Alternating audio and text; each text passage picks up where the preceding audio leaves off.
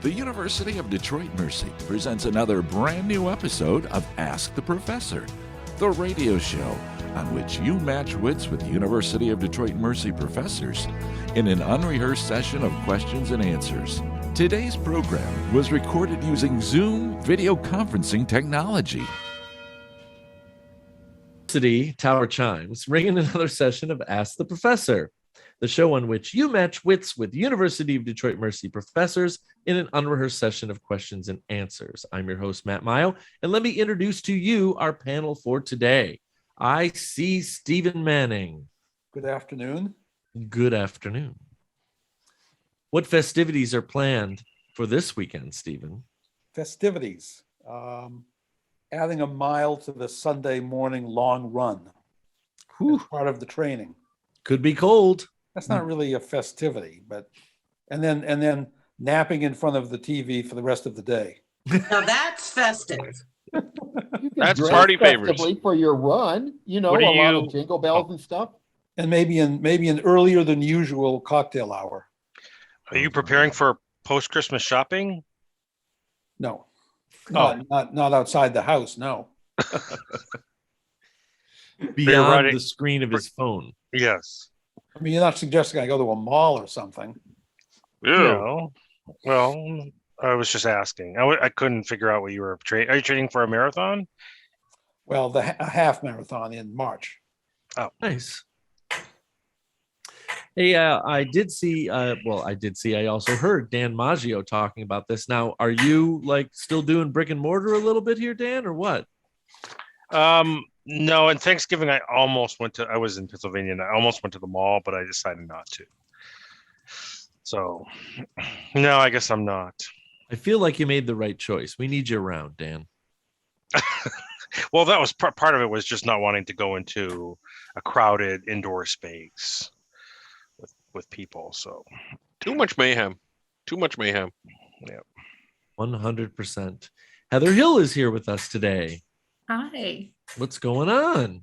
Oh, sliding into the end of the semester like many of yous. Can't wait for Monday, Heather. Oh, it'll be fun. Oh yeah, that's right. We got Monday. Yeah, it'll be cool, man. So you guys can show up. Dave clearly forgot all about it. He just reminded them. No.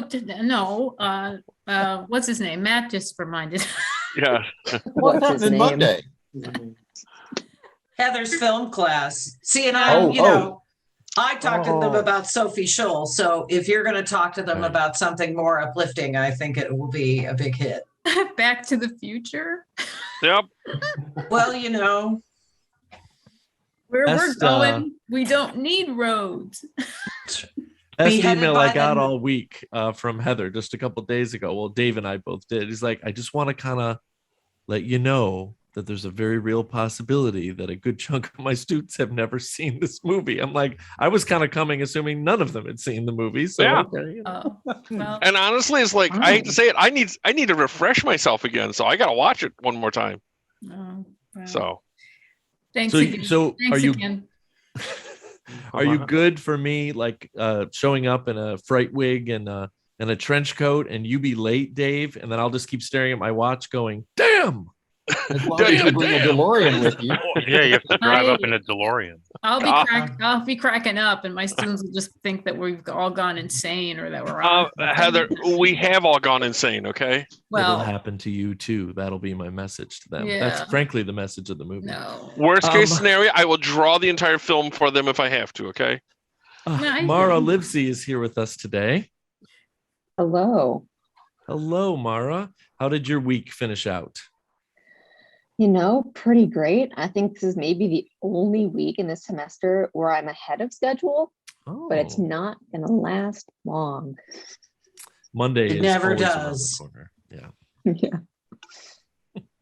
With 1 week to go, it's actually kind of encouraging to hear you say those words. I'm just going to put it out there. I won't say any names, but I got challenged by a student this week, Mara, in such a way that was so direct, although it was just one-on-one during office hours, that I couldn't help but become deeply offended. That the spirit of their words was basically, could you do a better job making this class amenable for me only? Oh, And then I ran into one of my Ooh. colleagues about 2 hours ago who said that the same student had said the same thing to her. And I'm like, I don't feel so bad anymore. I thought it was just me.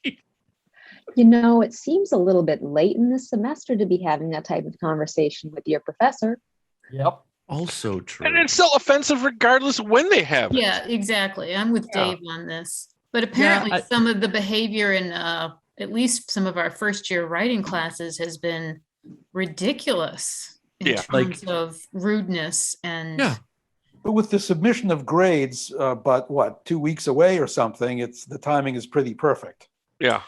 I Oh. would take your use of the word perfect literally, because the only explanation I had, because I bought myself a cookie that night, like I kept my cool, is that everybody's turned up to 11 because it's the end of the semester. And then it's actually up to 15 because of the pandemic.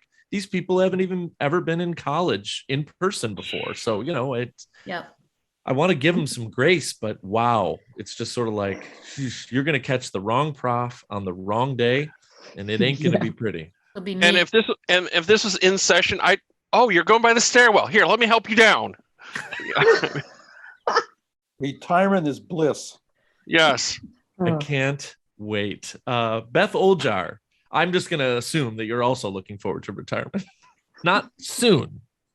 I'm sure one day I will look forward to retirement. For now, I'm just looking forward to the end of the semester and not having like 90 or 100 papers to grade because one of my classes is symbolic logic. Thank God.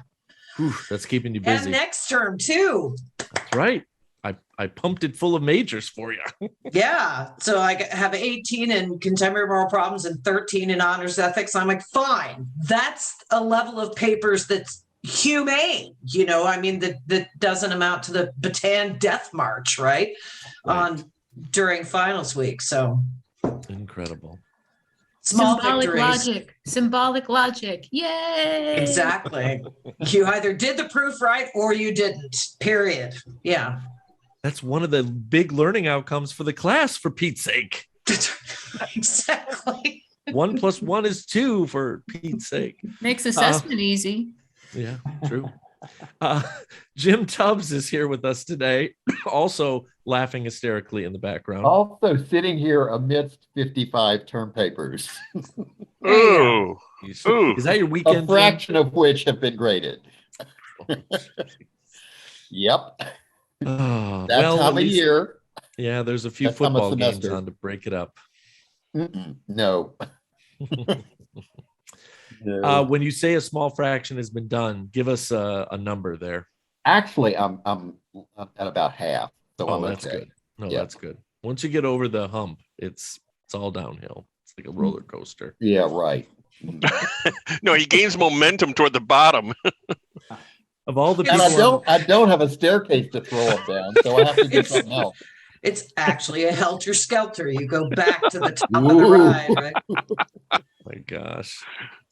Also cackling wildly at his piles of grading to do is Dave Chow. Pleasure to be here, as always. Mhm. I do not miss Look, grading footloose one and bit. fancy free days. Yes, exactly. Mhm. But then I've also got nutty clients. I mean, I literally went to bed this morning at 5:30. So, Ooh. Wow. and then I woke up. You're gonna laugh at me. I went to an estate sale this morning at 8:30. Mhm. And I Why? was. I Was bought that you another. banging on my door at 8? No, it wasn't. There's nothing here for you. No, there's a sale not too far from here. They had a couple of tiki mugs and other things like that. So I had to get in line. I was number 11. The gal ahead of me was number 10. We were both going for the same thing, and she Oh. snaked 6 mugs from me, but I got the 2 wall figures. So I knew it was going to be tiki related. I it was just knew it. detente. So Mhm. This is related to the addition to the house somehow, right? yes. Yeah. Oh, and by the way, I think I can make the announcement here. I am finally published now. Congratulations. In late January, there's going to be a book on Detroit Tiki, which I am the contributor, and So, so I wrote the foreword. I can write. Congratulations. hey, Awesome. That is very cool. We expect free autographed copies all around. Mhm. Now you can apply for tenure. Right. We're going to take an episode off for you to do a dramatic reading, frankly. Right. Like, no, I can write. That doesn't mean I know how to read. So, I mean, A dramatic tiki reading. all right. Actually, it does mean that. No, Jim, you just want me to pass around the Mai Tais. That's all. Yeah, exactly. And I'm wondering, when you open your tiki bar, is it going to be afloat? No, right about now, I think that idea is off the table just because of the uncertainty of everything. Oh, Well, jeez. things are uncertain right now, yes. Yeah. Folks, we're being joined today joyfully by Todd Hibbert, who is our guest panelist. Thanks for coming, Todd. Hey, happy to be here and looking forward to my time. Todd. Sorry. Who? We have a cheerleader. That's great. Whoop, whoop. Thanks so much for joining us, Todd. I'm sorry ahead of time. Folks, this is These are my a colleagues. program where you can send us questions and regarding anything. And if you stump the panel, you win a prize. And if you don't stump the panel, you win a prize. You can send us the questions in a number of ways. You can email us at atp@udmercy.edu. Find us on Facebook or Instagram, or listen on your favorite smart speaker by asking it to play Ask the Professor at University of Detroit Mercy. Here we go.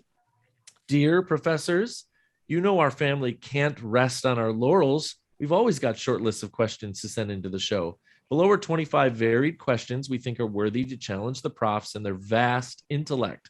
Some of the questions you could almost tell were geared towards certain members of the panel.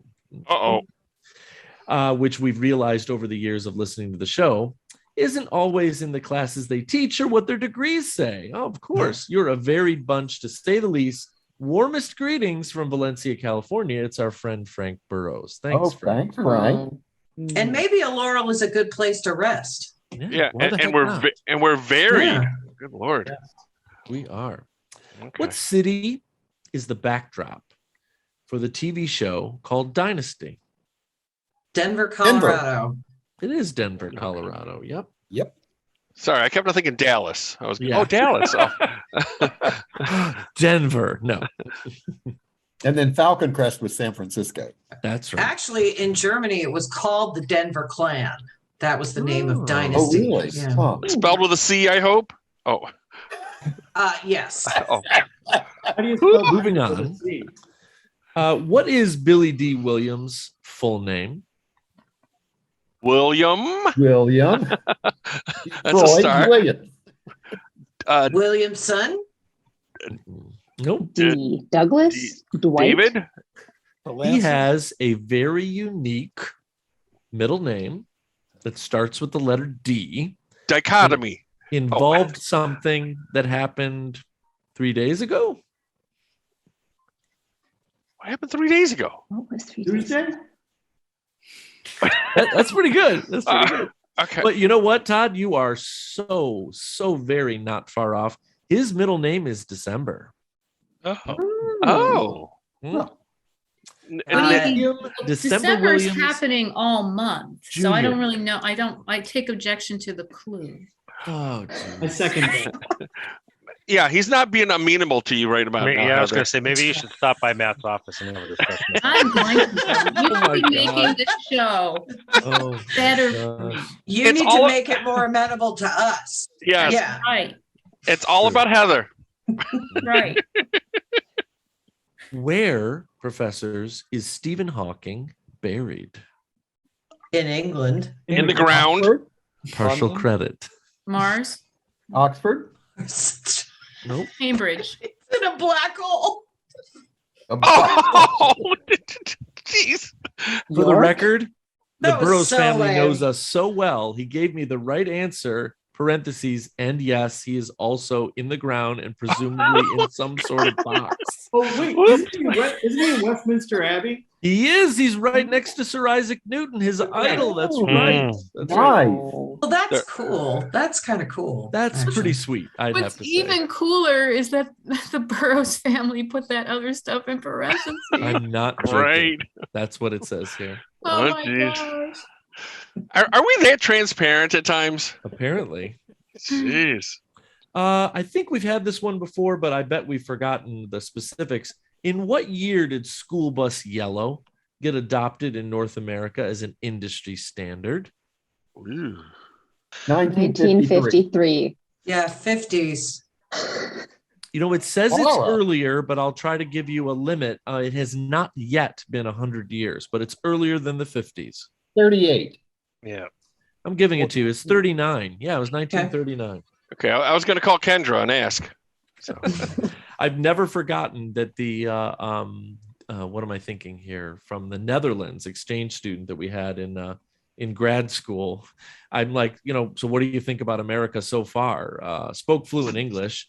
And he's like, yeah, when I saw the yellow buses on TV and stuff, I thought that was like, just like a trope, like just something to make it seem like it was America. I didn't know it was real. Like, that's all you have to say to me? Like, seriously, you know? That's what you think of America? Yeah, that's what you think of America. school bus. When, Okay. when, did they start, when did they start putting the lights on top? Oh, good question. Good question. Or the little swingy sign out on the side. Oh yeah, I remember. Yeah. It goes. You know, it's claimed that the rockabilly musical genre was founded in a very interesting state of the United States in 1937. What state was that? Tennessee. West Virginia. Somewhere in the South. Well, that would Kentucky. be Southern- predictable, but Kentucky, Matt, Kentucky. Arkansas, Mississippi. I'm going to guess Vermont. Trying to Oklahoma. give a wry smile, and it looks like Dan is going down the right road here. Oh, you know, it was, Maine, New Hampshire, New York. it Rhode was Island. California. It was Oh, California. well, that wasn't close. Yeah. Shows what I know. Other See? side. But it was unexpected. Okay. So it's not one of the 22 states we actually mentioned? Well, you got to 50%, Stephen. So yeah, exactly. So you're giving Oh it to my us, gosh. right? Yeah. Close We had it. enough. We had it circled. Professors, who are Ir Shun and Da Mao? Who are they? They sound like distant relatives of mine. Chinese philosophers. In a Them yang. too. They're not philosophers. As a matter of fact, they're not human. Oh, But they- Oh, they're panda bears. They're giant pandas. Yes. Oh, Oh, The That's giant nice. pandas of the Calgary Zoo. Aw. Has China asked for them back yet? Not yet. I think we lost the receipt in Canada. So Here's a oldie but a goodie. If you're tuned in, we'll get it in 2 seconds. If you're not, then I'll see what I can do with clues. Michael Flatley, Lord of the Dance, remember him? yep, Mhm. yep. Fast Carolyn feed. Fenn, very, very famous actress, and Ken Oh. Jeong, doctor/comedian. They all have something in common. What is it? you're born the same day. They were born in the same place, Stephen. In the hospital. Whoa. It doesn't say hospital on the Oh, sheet. okay. I was gonna say if they had that down, I was gonna be in trouble. Then Heather's prediction of them was right. That they know us that well. Well, what's it? Who was were- the middle person? Sherilyn Fenn. Twin Peaks. Yeah, Twin the- Peaks. Yep. Yes. Well, Michael Flatley is it in Ireland? I can't. No. Glasgow. This might be the first time we've heard this trivia aggregated in this way. Professors, all three of those people were born in Detroit, Michigan. wow. Michael Flatley. Mhm. Wow. Okay. Check it out. Check it Okay. out. All right. Was it? Huh. His parents Huh. must have been passing through or something. The water broke in Taylor. Let's go. Oh my The gosh. dance should have been more Motown. Yeah, That's right. Exactly. Hey, did anybody see the Sugar Man film a few years ago? You know, speaking of Detroit, Sixto Saw- Rodriguez Saw it is on the a plane. graduate of Wayne State. Does anybody know what his major was in 1961? Philosophy. English. Music. It was philosophy. Spot on, Professor Oljar. Wow. He got his BA in philosophy in 1961. I love it. A lot of famous people have degrees in philosophy Who was it? Was that it you Gene, wouldn't expect. Gene Siskel, right? Gene Siskel, Steve Martin, Phil Jackson, Katie Tur. Mhm. Professors, do you know the name of the sequel to the very, very famous, probably for the wrong reasons, Ronald Reagan film Bedtime for Bonzo? Was it like college for Bonzo? Yeah, Dave got it. It's College. Bonzo Goes to Bonzo College. goes to college. Yep. That's where the trope comes from. The Bonzo movies. Yeah, and Reagan didn't star in the sequel, if I remember right. That's right. I'm getting stuff ready for Monday here, Dave. He's like, oh yeah, future boy, who's president in 1985? Ronald Reagan. Right. The actor. Well, man. bless you. I know you have Oh, a stuffy wow. nose. And Jane Wyman's the first lady? According to what records we have, professors, what percentage of the North Korean population identifies as being employed by the military? Oof. Employed or being subjugated by? 40%. Probably both. Of which the population? military. North Korea, Jim. 40 is actually a little North. high.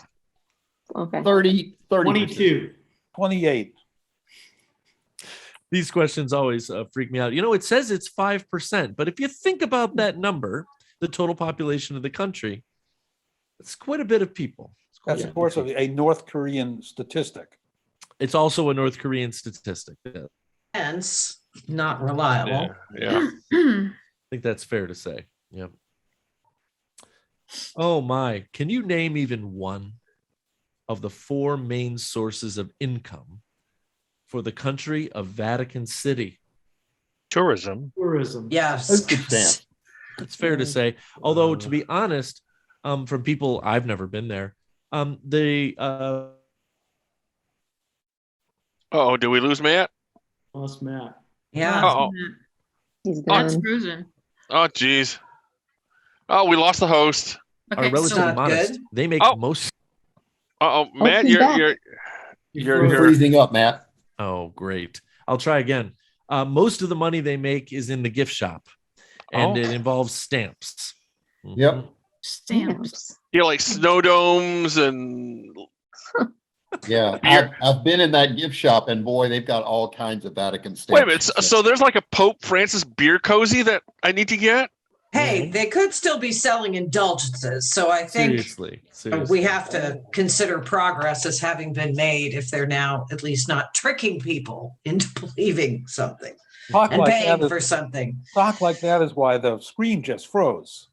Oh, Oh, you see the think so? correlation, right? that's right. Yeah. Wow. Sorry. Try this one. No offense, profs. I definitely could have gotten this one if it was given to me in this way. Saturday, September 13th, 1969. What TV show's first episode was Star titled Trek. What a Night for a Night? It's not Star Trek.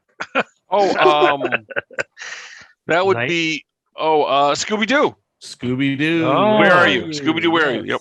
That's right. The Pre first Scrappy night Doo. was the Uh-oh. night at the end of the day. The second night was like a medieval night. What famous singer was purportedly once Paula Abdul's babysitter? For the record, babysat Paula Abdul, was not employed by Paula Abdul. Keith Richards. Billy D. Williams. Sheryl Crow. No, a very famous male singer. Oh. Initials MB. Michael Bublé. Michael Bolton. Michael Michael Bolton. Bolton. Michael Yes, Bolton. Michael Oh, Bolton. okay. There you go. But Michael Bublé is fantastic. That was a great guess, Jim. Very good guess. She probably braided his hair. Oh, Professors, what percentage, according to the old Blue Book masters, what percentage of a car's useful life is essentially spent parked and not in use? 98%. I'm giving it to Dan. It's 95, but Wow. I was close going to say, enough for me. Wow. 95. That's incredible once you start wrapping your mind around it, you know? What's the clue again? What percentage? Of a car's useful life is spent being parked and not in use. Useful. That's 100% of my insurance premiums. Yeah. 100% of that last car you picked me up in. Oh my gosh. Hey, consider yourself lucky. Lucky to have made it home. Yes. It may surprise the professors to get this question right. What we're looking for is the year that the White House got equipped with Wi-Fi. Oh, geez. 2005. Well, it had to be earlier than that. 99. Yeah, like 2000. 2002. 1998. 98. Yeah, Clinton was still president, I bet. I remember 96. seeing this. For the AOL account. The Oh. issue was that early on, Wi-Fi did not have the same kind of security that wired internet did. And so they were extremely hesitant. Professors, it hasn't even been 10 years, 2012.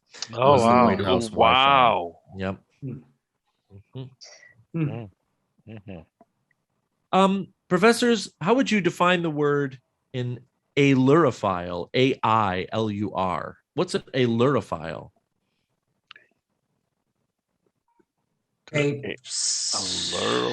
Somebody Someone who who's loves their passionate lures. about. Somebody who's Something. passionate about Lures. partial credit. How do you spell it again? AILURO. Ailurophile. Just give it away. I'm looking in Beth and Mara's direction. Cats? Cats. A cat lover. Cat lovers? Oh, what a That's terrible word. Philophile. What is the language of origin? It's got to be Greek, right? I don't know. Yeah. Mhm. Huh. What is the correct term? These always crack me up. I don't know where they come from. Who's sitting there? I'm picturing George Lucas being forced to name every single alien from every background of every single scene, you know? What's the correct term for a baby platypus? It's cute, but I don't know how I'm supposed to give you a clue about that, you know? Baby platypus. Does it like sound similar to platypus or different? It starts with the letter P. Oh. Pop. Puppy. Platypump. Platypup. I like pip. that. I find them particularly cute. The little dogs with the smashed faces. Pug. Pug? Pug. So they're called puggles. Puggl. Oh. Which is a cute word. It's a cute That's Sounds adorable. like some Brit named him. Yeah, Well. like biscuits. Oh. Oh my gosh. Like a cartoon on Nickelodeon. It does. It does. Yeah, leave it up to Prasad to name Harry the platypus. platypus. What U.S. city has the slogan, the West's most western town? A little bit of false advertising, if you ask me. Reno? Not Reno, but you're getting The close. most western town. Las Vegas. Vegas. Wait, what's that one? Santa Yeah, Fe. yeah, I was gonna say, Not what's Santa that Fe. ghost town that they used to shoot all the movies in? The place in Nevada. Is it in California or no? You know, it's in Arizona to help you. Oh, Flagstaff. Flagstaff. Mm-mm. Tucson? Tucson. No. Diane Manica's house. Oh, I knew that was coming sooner or later. Diane lives in Glendale, right? close enough. Mesa. Phoenix. Mesa. Mesa. Mesa. Mesa. So the answer is it's Scottsdale for whatever Oh. reason. Oh. Scottsdale, Arizona. That is not the most western town. Yeah. I was At My some West- point, maybe. My western town is a lot more west than that. Mhm. Yeah. My western town is a lot. Scottsdale is kind of the Birmingham of western towns. I was But just you- there. I was just there, and I didn't see any sign signifying that. But you can see, but you can see Russia from there. Oh, On please. Yeah. Scottsdale? I did one time up on Camelback Road somewhere. I saw that sign, but it's I didn't believe it. Sounds made up to me. Yeah. Hi, It's- Josh. It's definitely can one of see those you. things where they kind of made it up trying to take the fame away from whatever other fame was out Yeah. there and try to lure people in. Profs, you did a pretty fantastic job on this question set. And I just love whenever Frank and his family sends these in, they always go all over the map and a few things that were directly related to us. So we really appreciate that. But what I'm afraid to say is that we've used up all our time again. So let's leave them wanting more. And the time has come to say goodbye. Dave, See ya. Jim, Goodbye. Beth, Bye. Mara, Goodbye. Heather, I gotta walk the fur beast. Dan, Hi. Stephen, Goodbye. If she's walking the fur beast, I'm shaking martinis. And Todd. Yeah, I'm headed to Stevens. No. All these words from University of Detroit Mercy. Ask the Professor is transcribed in, all of our homes, but usually it's in the Briggs Building in the Department of Communication Studies in the College of Liberal Arts and Education at University of Detroit Mercy's McNichols campus. Ask the Professor is produced and technically directed by Michael Jason and Brian Masonville, and our executive producer is Professor Jason Roach. Until next week, I'm your host, Matt Mayo.